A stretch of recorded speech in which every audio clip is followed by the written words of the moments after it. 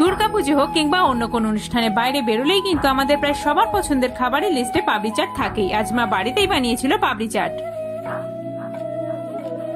তার জন্য ময়দাটাকে নুন, আজওয়ান, ঘি ও সাদা তেল দিয়ে ভালো করে ময়ম দিয়ে নিয়ে জল দিয়ে অল্প অল্প করে মেখে একটা ডো বানিয়ে নিয়ে 15 মিনিট রেস্টে রেখে দিয়েছিল। এরপর খুব ভালো করে বেলে নিয়ে এইভাবে কাঁটা চামচ দিয়ে একটু ফুটো করে দিচ্ছিল। তারপরে একটা কৌটোর ঢাকনার সাহায্যে এইভাবে গোল গোল করে কেটে নিয়ে সাদা তেলে এগুলোকে খুব ভালো করে লাল লাল করে ভেজে তুলে নিয়েছিল। এগুলো কিন্তু দারুণ মুচমুচে হয়েছিল।